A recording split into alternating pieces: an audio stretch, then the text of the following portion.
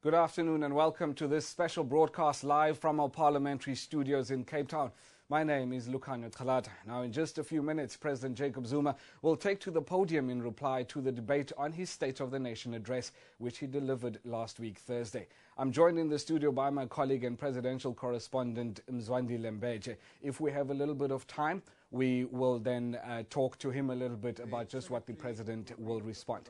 But proceedings have already started in the House, so let's listen in. The President to the debate on the State of the Nation address. The Honorable the President.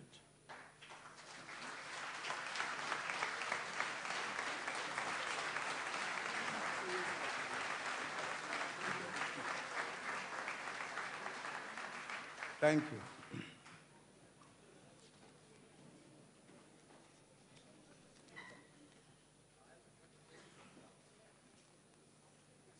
Honorable Speaker,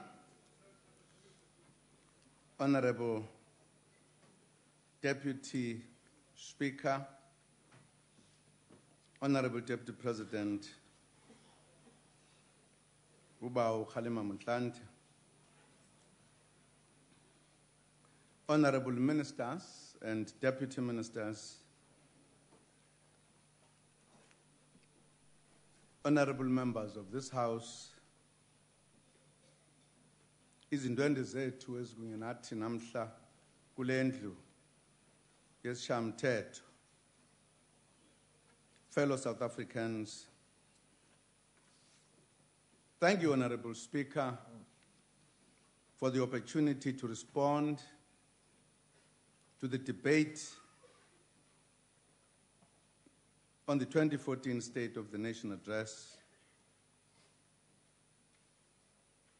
Allow me, Honorable Speaker, to extend a warm welcome to the Minister of Local Government of the Palestinian National Authority, Dr. Al-Koni.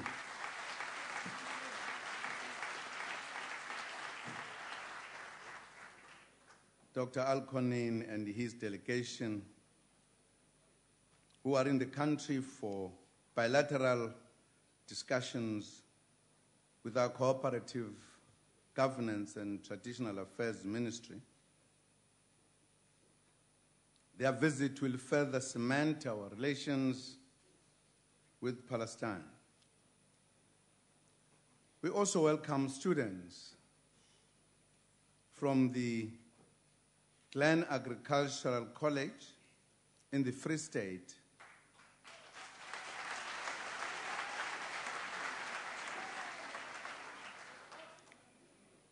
and also the representatives from the Kalk Bay fishing community.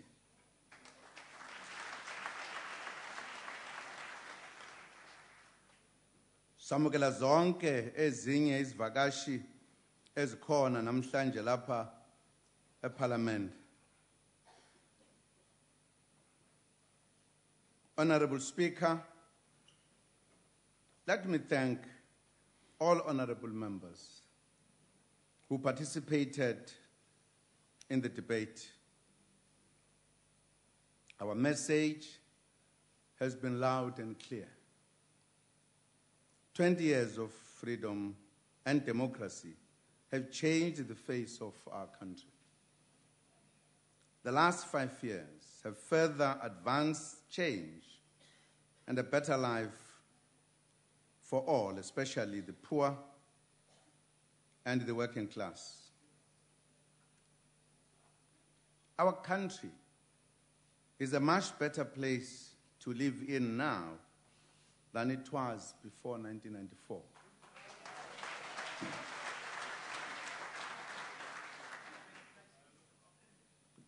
The freedom-loving people of our country, led by the ANC, put an end to apartheid, established a thriving constitutional democracy, and laid a firm foundation for progress towards inclusive growth and prosperity. Indeed, we have a good story to tell.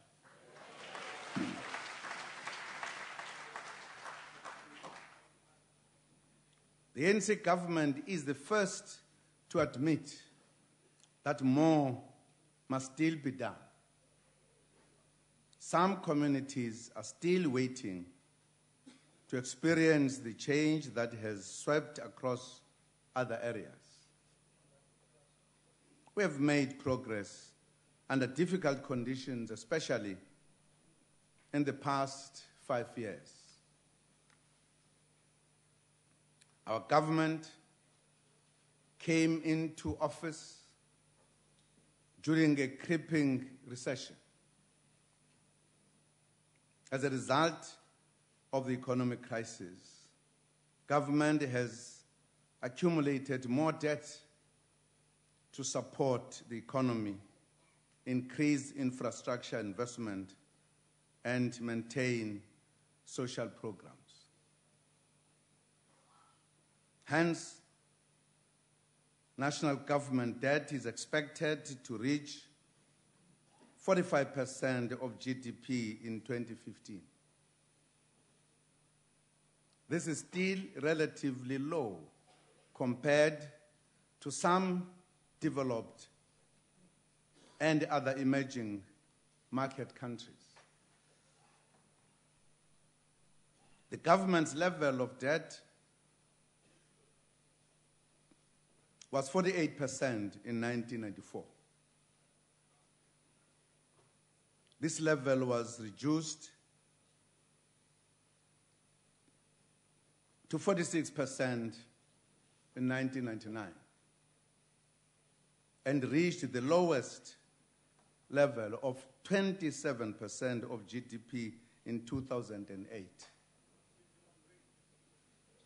before the impact of global financial economic crisis. The Minister of Finance will deal with such matters next week in the budget.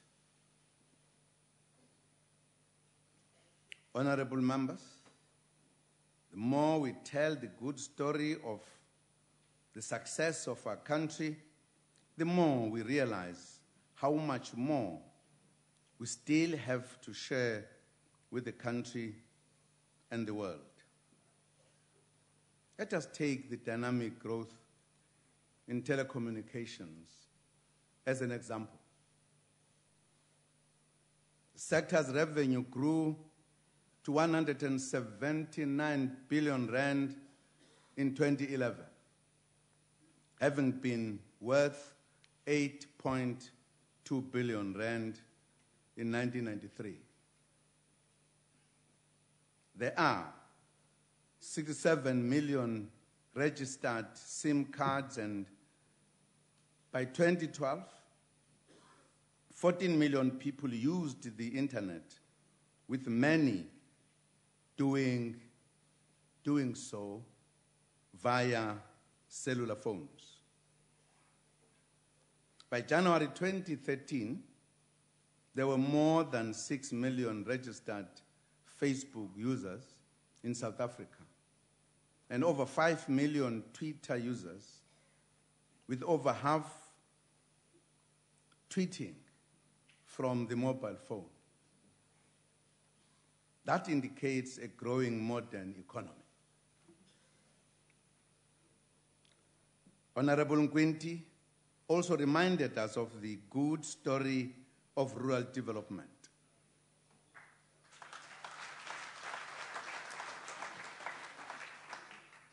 Izindawo zasemakhaya ezazinganakiwe sezakhelwa imigwaqo. Abantu emakhaya sebekhanyisa ugesi, sebethola namanzi ahlanzekile. Izikole zikanokusho ziyakhiwa emakhaya, kanye nemtholampilo ngokunjalo. Ezolimo nazo ziyakhula, indlala siyayixosha impela.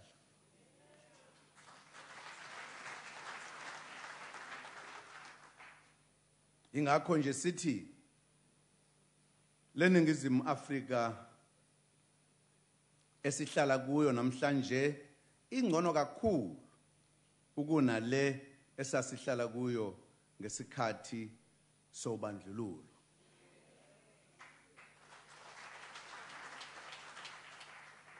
Yebo, kusekhona okusadinga ukwenziwa. Zisekhona izindawo ezingakathuthuki. Basekhona nabantu abasalinde izidingo. Sithi kubo bonke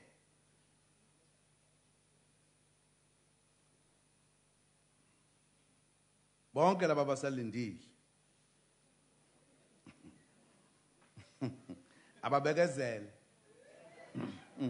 sizofika nakubo.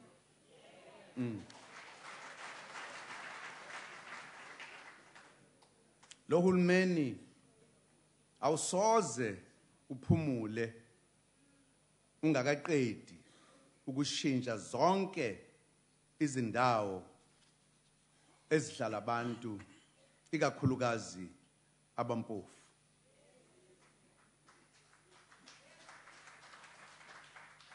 Ngisho ngasithatha iminyaka siyogcina sifinyelele kuzo zonke izindawo ngoba kulapho esiphokophelele khona.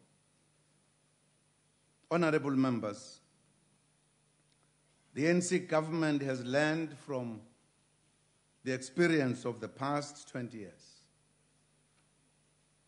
We know what policies work and what does not work. Honorable Mushwe is curious about what we are doing, what we are going to be doing in the next 5 years. What a good prediction. That we are going to be there all the time. All you ask, what is that we are going to do?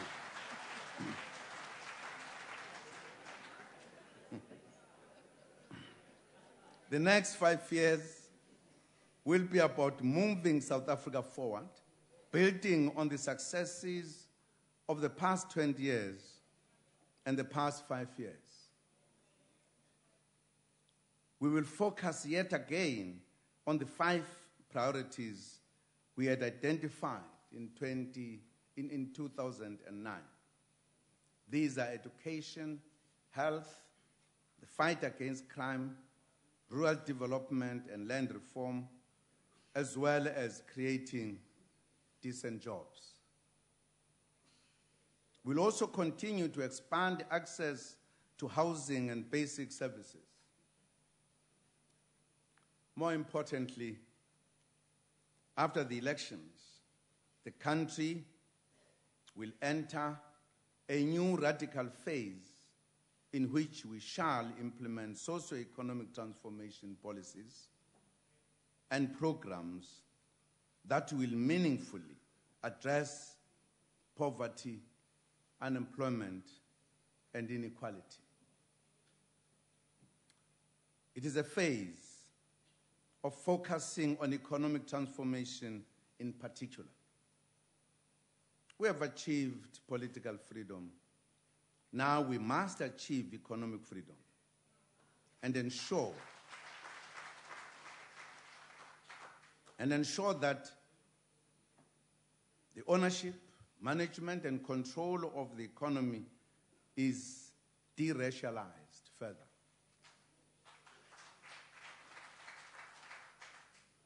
We'll also ensure that we build an inclusive economy whose growth will result in more jobs for our people, building on the current successes in job creation. We have put before the country the National Development Plan, which will be an integral part of the draft medium-term strategic framework that will be discussed by the first cabinet, Lekgotla, after the appointment of the new government. Within the National Development Plan vision, three critical policy instruments will continue to drive government's policy agenda. These include the new growth path, which promotes inclusive job-creating growth, the National Infrastructure Plan, and the Industrial Policy Action Plan. Honorable Bula, we are indeed working to promote an inclusive economy and one that is not run by the minority, perpetually. Over 600 billion rand in BEE transactions have been recorded since 1995. However, fronting has also escalated, thus distorting the picture of our transformation.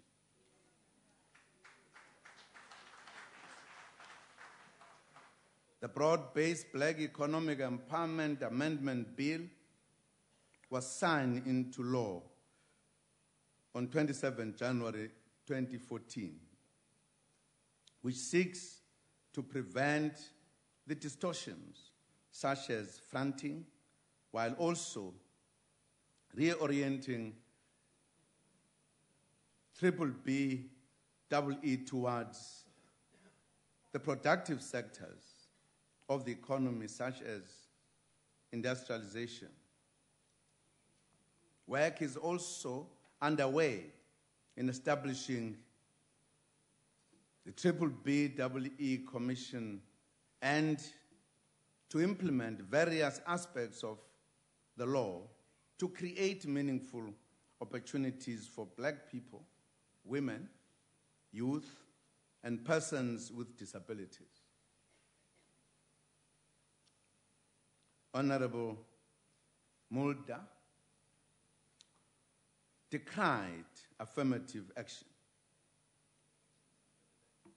But in looking at statistics, it is clear that we need to do more.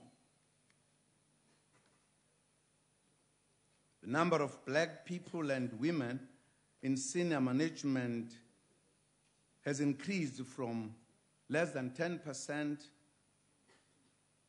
in 1990s to over 40% today, which is a good achievement for the country.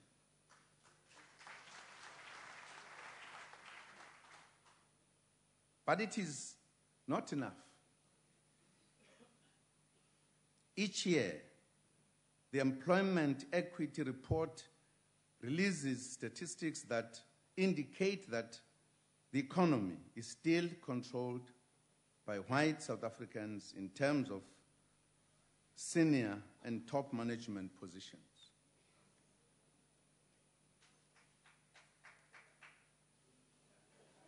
We must, therefore, intensify the implementation of affirmative action policies in order to deepen reconciliation and social cohesion in our country. I think it is important to look at the reality. This cry does not want to disappear about affirmative action. And I think it's a failure to understand the history of this country. There was a very deliberate, long-term program to exclude the Black people from the economy. The economy was structured racially. For many years, the laws were repeatedly made in the apartheid parliament to ensure that Black people did not do business wherever they want, that they ended up at a particular level in terms of what type of business they could do. Now, to believe that that can correct itself, I think is the biggest mistake. It can't. Very important that the manner in which we correct this we bring the affirmative action to take those who are left outside in the cold, in everything, to bring them into the economy so that they participate. Because if we did not do so, we'll be denying the reality of a racial South Africa and the damage it made to this country. I don't know what informs this cry about affirmative action. I really don't know. Because even if you look at the development today, the gap continues. And we did not say, let the whites not participate in the economy. We didn't. We said, let them participate, but let us open the space for the black people also to participate so that they can grow. And we could not do that without bringing about the affirmative action. Absolutely important. And if need be, we could debate that issue. I think it will be very important. For those who don't realize, because people don't realize that the black people are not complaining about their exclusion for centuries. They are not in this country. They say, let us all work together. Let us grow the economy so that we could deal with that legacy of apartheid. And this cry is an unnecessary cry because it provokes a debate we don't want to enter into. I think it's a wrong cry.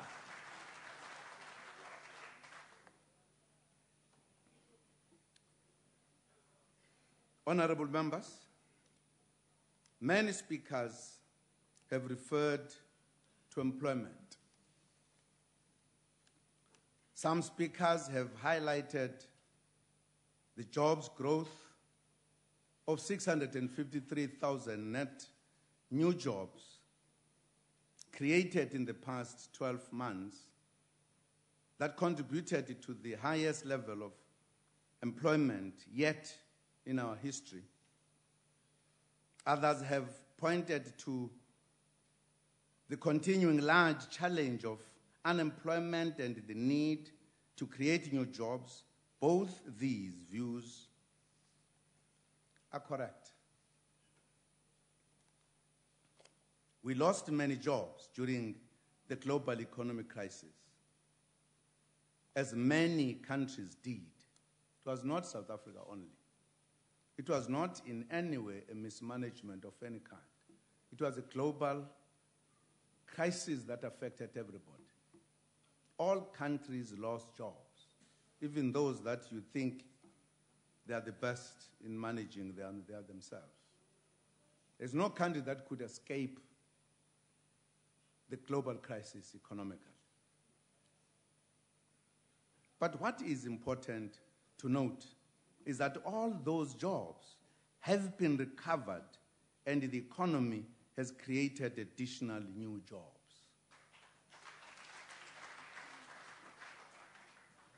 However, let me also remind some sections of the opposition that the private sector accounts for over 70% of GDP and roughly about the same proportion of employment in the country. The private sector is, therefore, the primary job creator. The role of government is to create the right environment for business to operate optimally.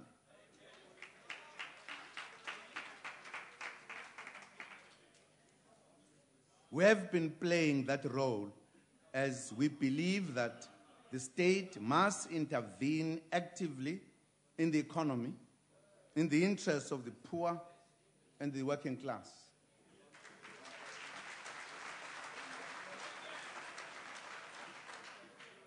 Minister Davis spoke about many incentives that we have put forward to encourage investments and job creation in various sectors.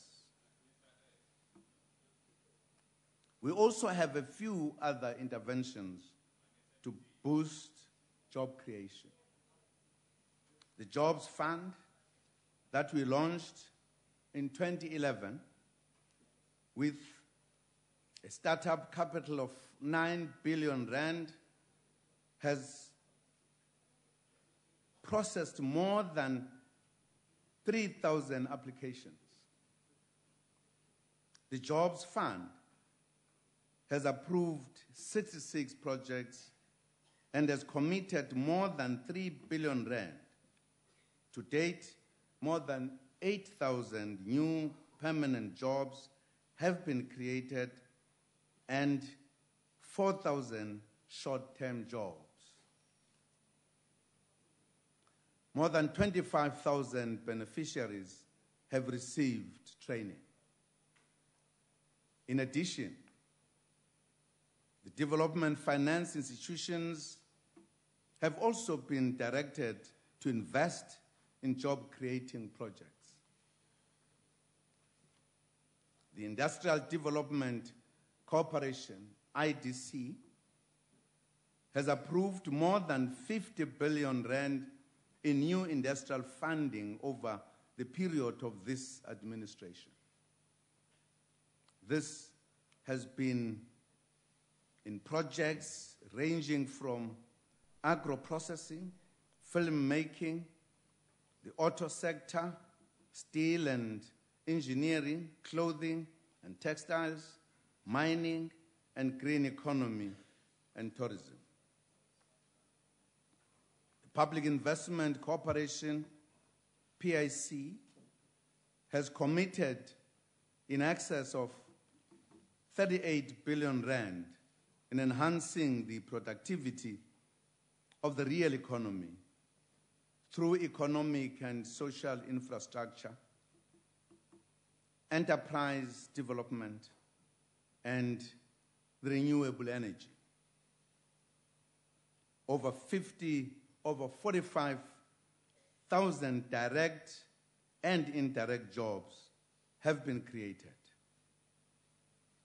In addition, last year, I announced the National Green Fund with an 800 million rand allocation to promote investment in the green and lower carbon economy. This fund is completely oversubscribed with application to the tune of some 10 billion rand. Investment of over 400 million rand has been approved in job-creating green economy projects in municipalities, other organs of state, community organizations, and the private sector. Honorable Speaker, the formal economy cannot absorb all work seekers, which is why our expanded public works program continues to be a success, having benefited 3.5 million people during the past 5 years.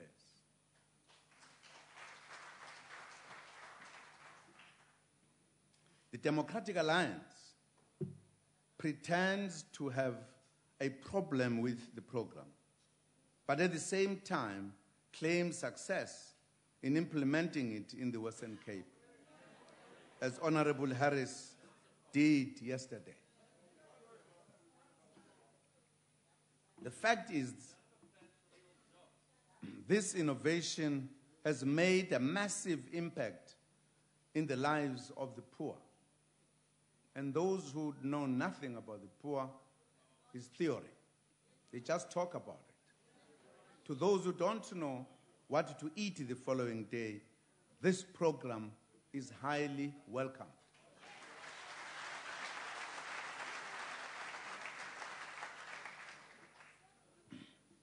I had an opportunity after presenting a State of the Nation address to speak to the people of this country through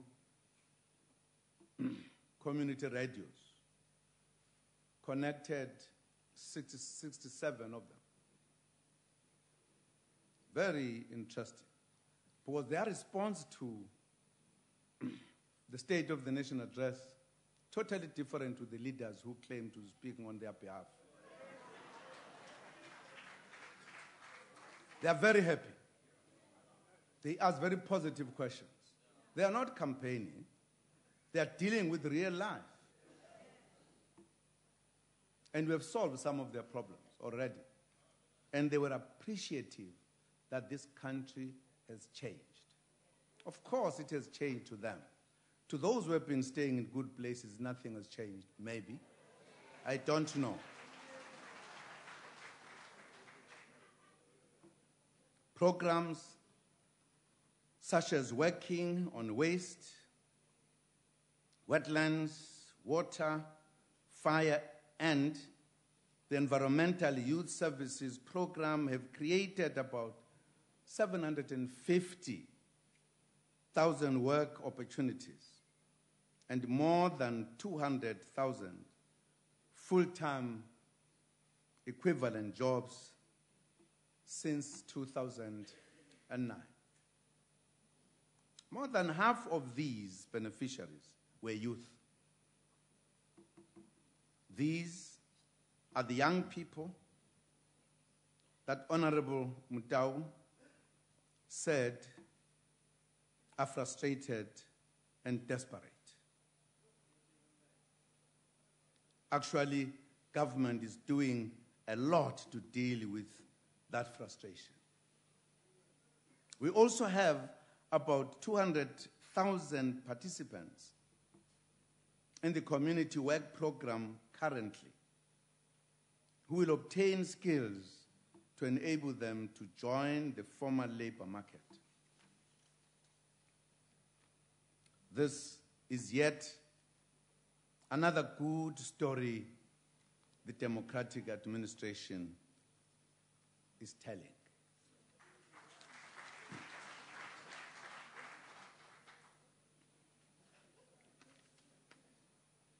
Honorable members, as part of the continued engagement with the youth on matters of youth development and employment, a presidential youth indaba under the leadership of the Deputy President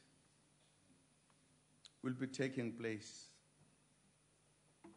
It will bring together young people in dialogue to assess where we are and what contribute and concrete steps we need to take to advance youth development. So the engagement with the youth continues in many ways, including creating jobs for them, making them to participate in looking for opportunities that will directly impact on them. As you can see, honorable members, we are a government at work to boost economic growth and promote job creation, working with business, labor, and other sectors such as the youth.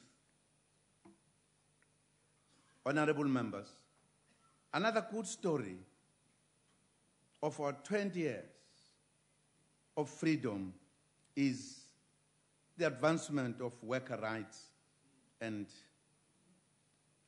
aspirations.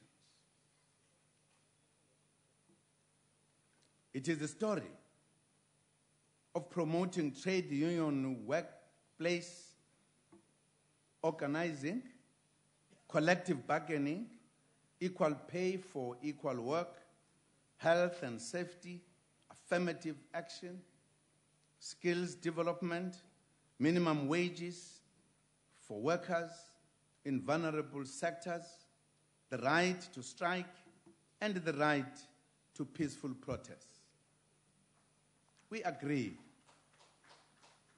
that worker strikes should not be violent and reiterate our call to employers and labor to use the country's impressive labor relations framework to resolve shop floor issues.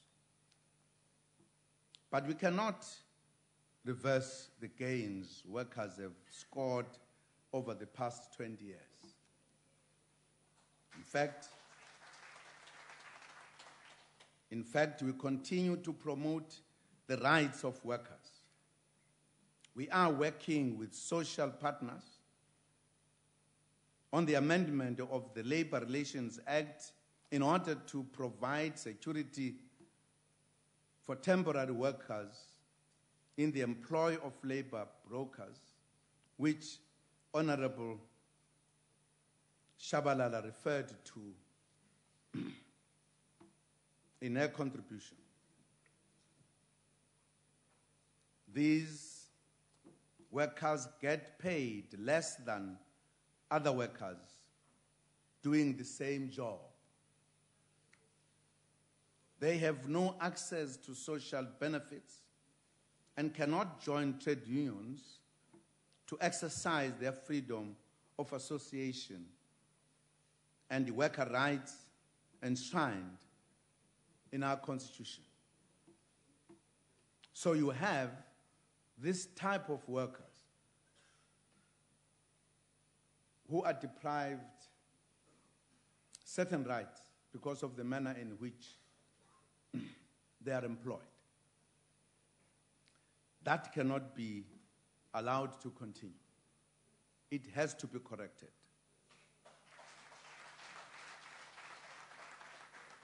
Every South African must enjoy the constitutional right. No situation must prevent somebody some rights that are in the Constitution. Honorable members, many speakers have spoken about the work we have done in extending basic services. We have done exceptionally well in extending these services. However, some honorable members pointed out some deficiencies in the chain of service delivery in some areas. Some members spoke about infrastructure problems in water provision and other challenges in local government which were raised by Honorable Porter. The Municipal Infrastructure Support Agency supports struggling municipalities with infrastructure planning and maintenance. This is done through the deployment of technical experts to help them with services such as water supply, electricity, or sanitation. Honorable members have also expressed concerns about the negative audit findings by the Auditor General against departments. Also of concern is the excessive use of consultants in provinces such as the Western Cape province, where the Auditor General has raised concern about the expenditure of 10 billion rand on consultants.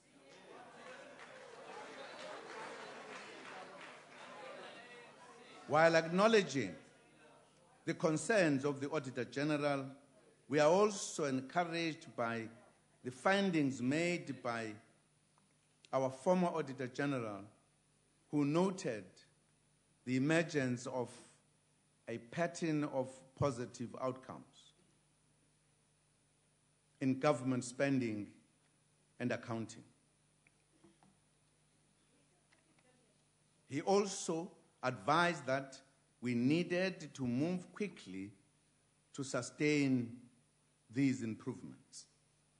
According to Mr.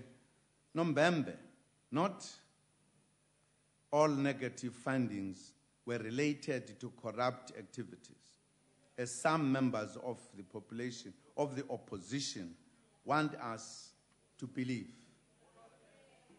Instead, he identified the high vacancy rate and staff acting in senior management positions, including that of accounting officers, as part of the problem. Since the enactment of the Public Financial Management Act, there have been a host of measures to try and improve financial management in the public service led by the National Treasury. Departments with negative audit findings are required to prepare audit improvement plans that set out clear actions to be taken to fix the problems identified by the Auditor General.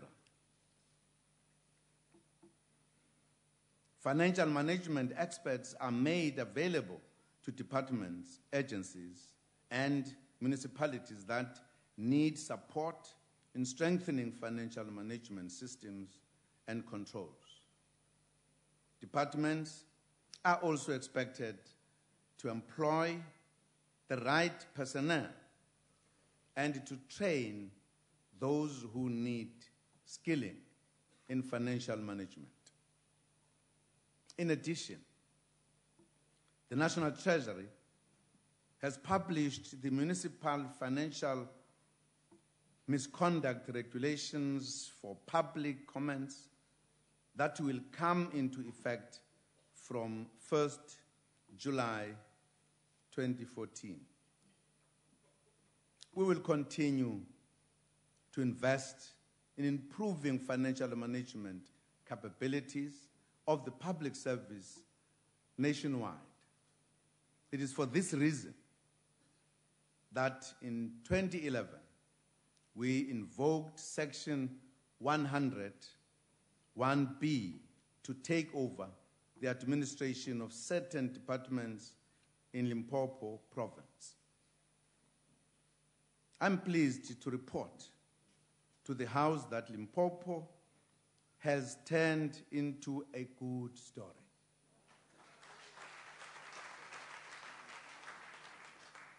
Limpopo had accumulated unauthorized expenditure of 2.7 billion rand, which dated back to 2001. A total of 2.2 billion rand has been cleared. Cash management controls have improved, and the province currently has a cash surplus of 4.2 billion rand.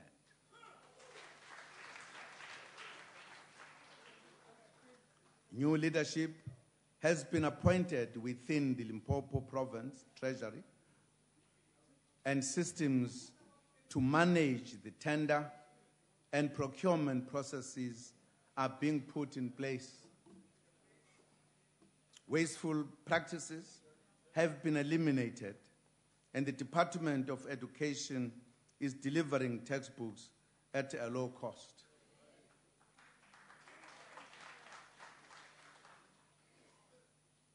More than 2,000 qualified educators who were previously working as temporary teachers have been fully appointed and permanently deployed to the schools where their services are required. Services progress is being registered in other departments, including health, roads, and transport.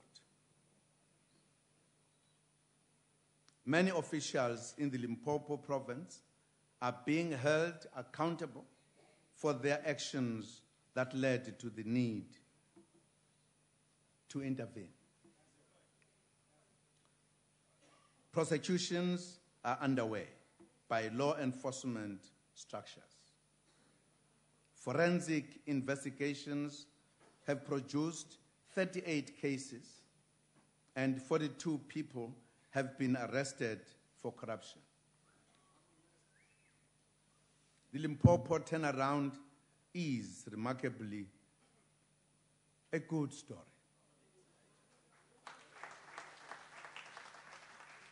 We congratulate the province.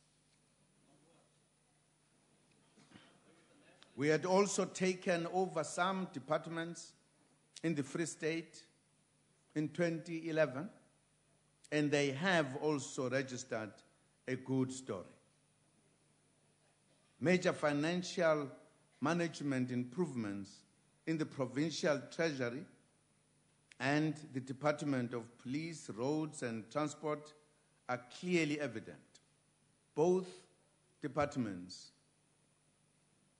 are observing high levels of compliance to budgetary and other legislative prescripts, as well as achieving positive audit outcomes. The Free State Department of Police, Roads and Transport has, for the first time since 2007, received an unqualified audit opinion, while the provincial treasurer has achieved a clean audit outcome for 2 consecutive years.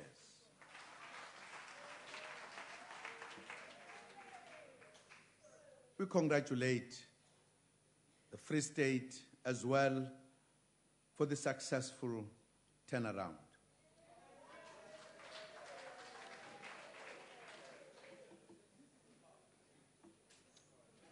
The success of the interventions demonstrate the seriousness of this government when it comes to improving governance and financial management. Honorable members, we made education an apex priority of our government. Personally, education is closest to my heart. I want to see every child, especially those from poor households, being able to follow their dreams and become engineers, doctors, and whatever they want to be in this country.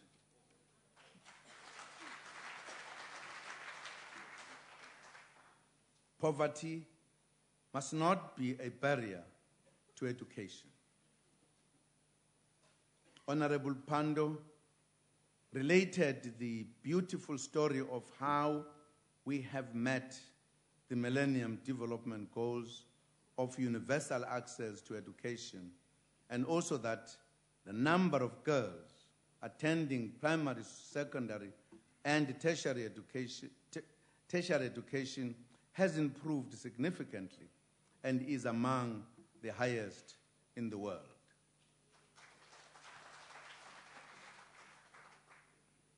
It is also important for us to ensure that children with disabilities are also accommodated in schools and provided with support.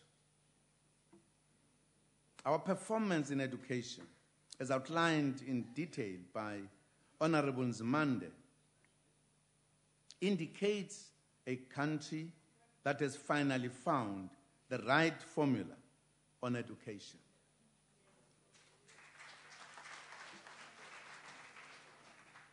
I trust that we will continue working together to improve education outcomes so that our children do not ever experience the type of education that Honorable Motsoaledi reminded us about yesterday.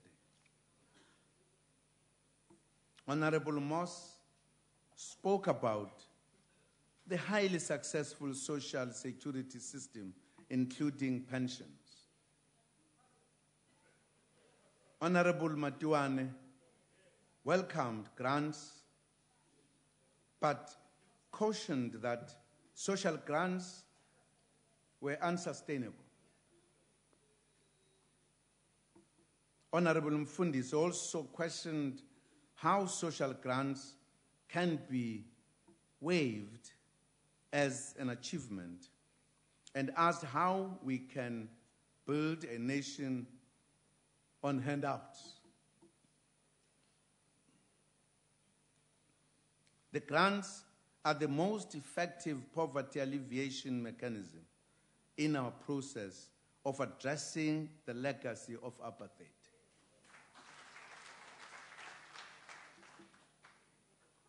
And this is a mistake that many people do, by the way, if they look at South Africa. To think that South Africa, over the time, was developing like all other countries.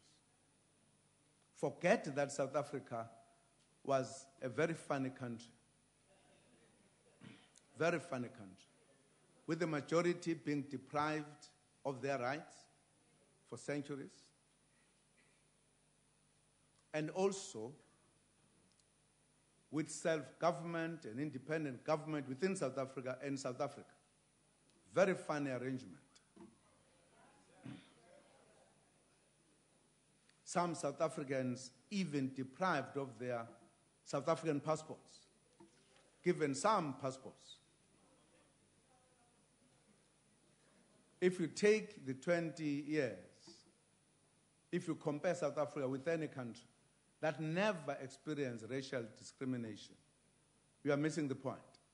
And begin to comment on those bases that this country is failing to move.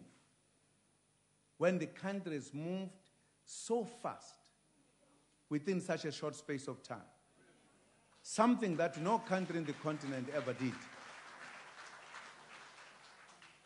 As part of the mistake that people make when they make a comparison. And therefore, when we deal with the issue of social grants, it's not because we are saying this country is going to live on these. We are dealing with a problem that there is no other way you can deal with, to help those who have absolutely nothing, to have something to put on the table. In the meantime, whilst we are developing the country, the economy that must indeed change the quality of lives. If you talk about unemployment, for an example, a very big percentage of those people are unemployable. They've got no skills because they were deprived of education.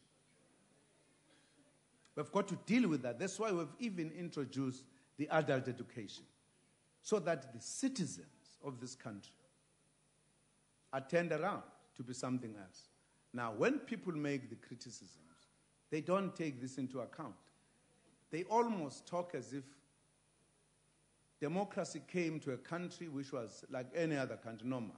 South Africa was totally abnormal.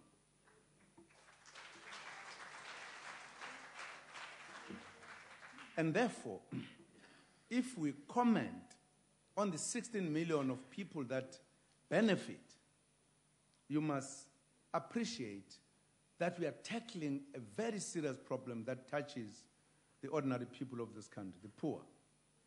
And if you don't know poverty, you were one of those who were in advantage during apartheid, you will never understand this. It always surprises if you see those who know this situation pretending to be coming from some other planet. It's absolutely surprising.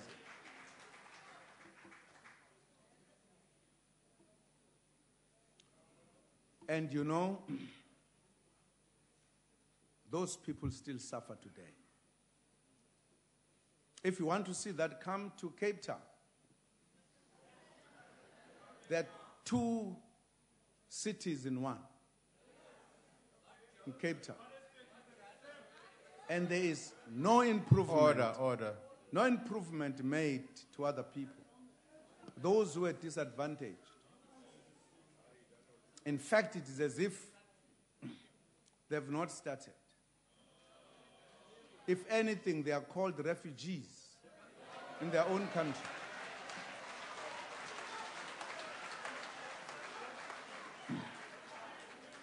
That is a continuation of that system that still remains in some people's minds. That in South Africa, if you move from one place to the other, we've got to be called a refugee because we have come to somebody's place. That's a problem. If you don't understand where the black majority comes from, then you are going to dream in Parliament the whole day, probably 2 days.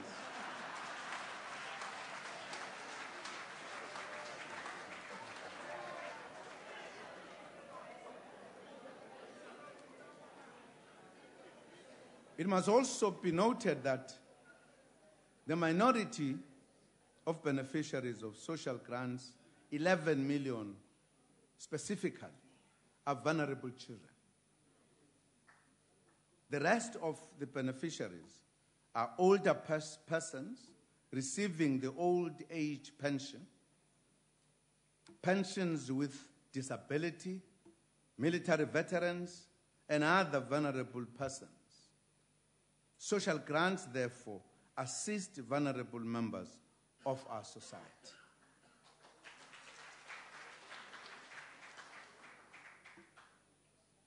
Honorable Van Wyk reminded us of the good story and progress being made in the fight against crime, including the expansion of the police station network around the country.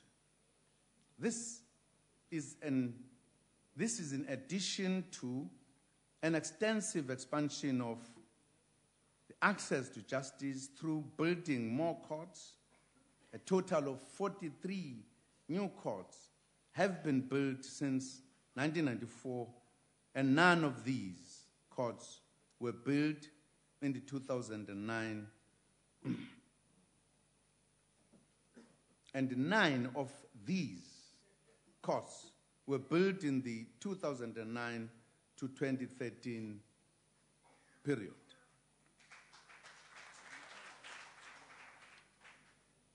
This is but one effective way of promoting access to justice.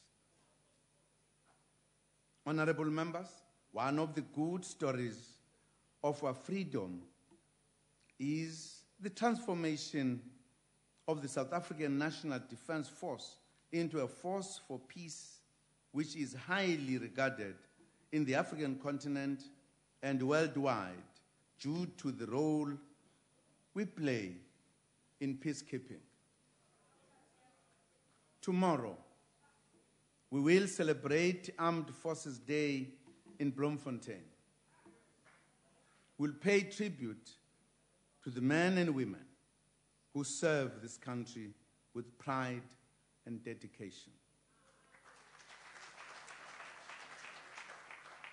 We will also pay tribute to the first Commander-in-Chief of the SANDF, President Nelson Mandela.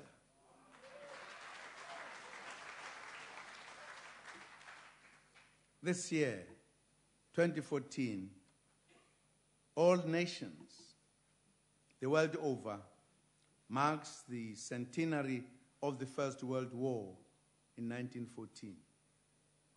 More than 6,000 people died in the war, including 616 black soldiers who died when the South African ship, the Mandy, sank in the English waters on the morning of the 21st February 1917. In memory of the many South Africans who died in the war and every other conflict, our country will continue to work even harder for the realization of world peace and a better life globally and on our continent in particular. In this context, we shall selflessly work harder for the immediate establishment of the African capacity for immediate response to crisis and the long overdue critical reform of the United Nations to consolidate world peace.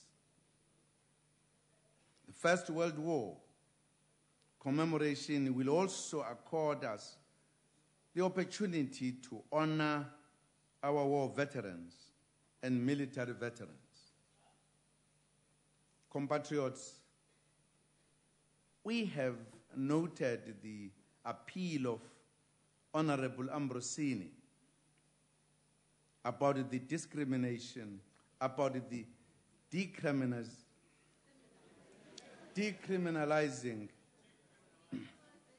of marijuana. for medical uses. I was touched to see the man I've known and worked with for more than 20 years in this condition.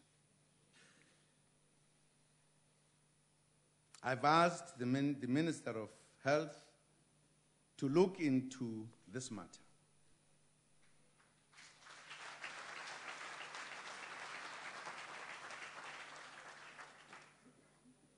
Honorable Mfundisi raised the lack of progress in building the road between Koksta and Lichtenburg. The Presidential Infrastructure Coordinating Commission technical team has informed me that a contract was awarded by the Northwest Province at the beginning of last year to refurbish 50 kilometers of road between Costa and Lichtenburg. Work commenced on the road. However, one of the successful bidders took legal action against the provincial department responsible.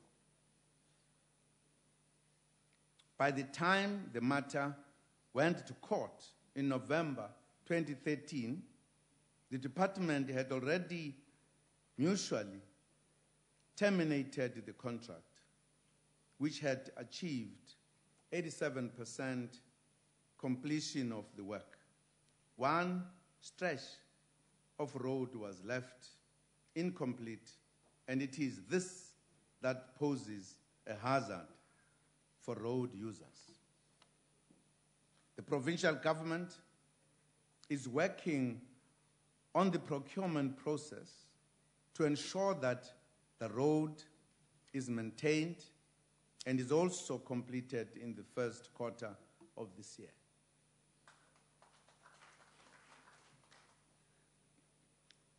Compatriots, the State of the Nation address gave us a short overview of the good South African story. The full story will be found in the 20-year review document that will be launched next month, where a complete good story will be told.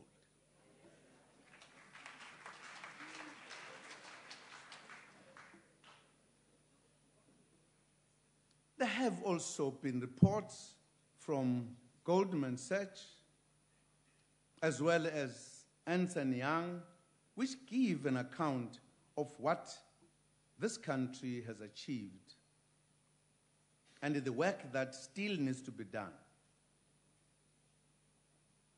It is a proud story of the success of a people determined to change their country for the better.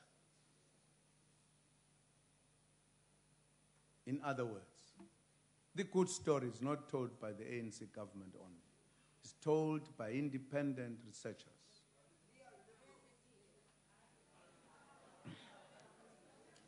Only those who may be living in other countries will tell a different story, or perhaps influenced by certain things, including oppositional kind of positions, etc., to satisfy their wishes, because if you're in opposition, you must always try to disagree, even if you don't need to.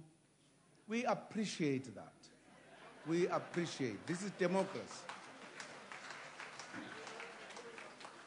But the story of a good South Africa is told by those who look at it with no agenda. They tell a good story. And I can tell you, as predicted by my honorable friend, people know who make the good story. And on the 7th of May, they will tell the story. Who make things. No doubt. No doubt. Those who were the prophets that they are taking people to some green pastures of wonderful organization, the prophets, the real prophets.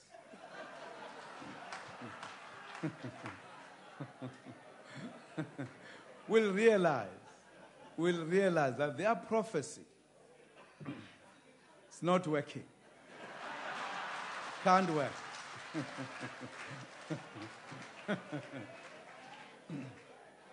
The fact of the matter is that the population of this country, they have an organization they know belongs to them. It works for them. It liberated them. It's going to change South Africa for them. And they are not mistaken, therefore, about what they will do about voting. You can prophesy. You can go to the mountain. No problem.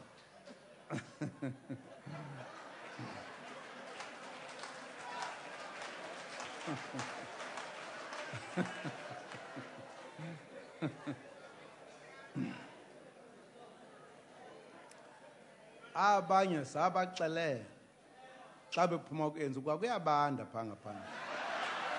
Akushushu abanda.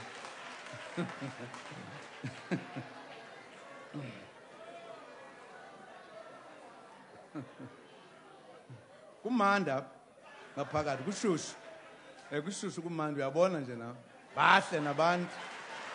Bahle.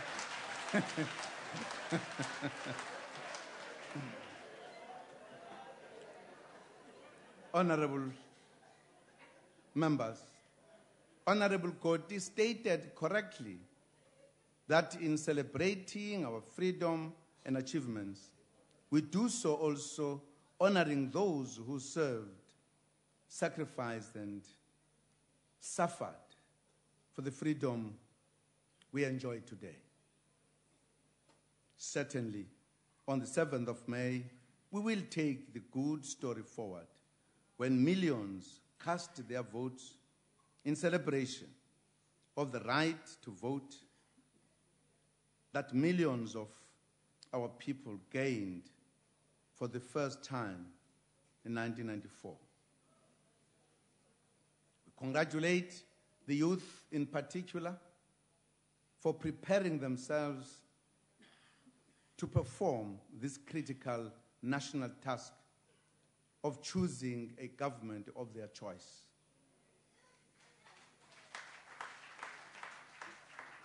By coming out in numbers during the registration, contrary to those who say the youth is not active. They came out in big numbers. In fact, more than any other time of registration. We'd like to thank them and congratulate them.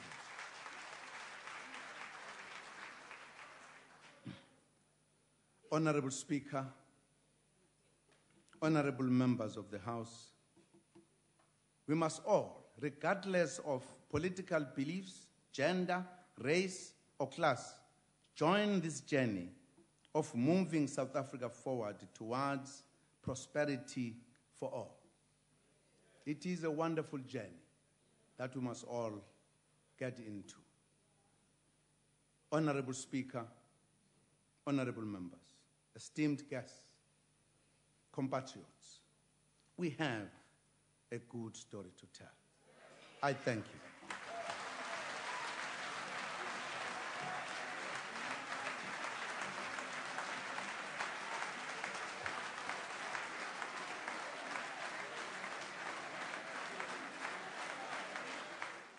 Well, that was President Jacob Zuma responding to the debate on his State of the Nation address.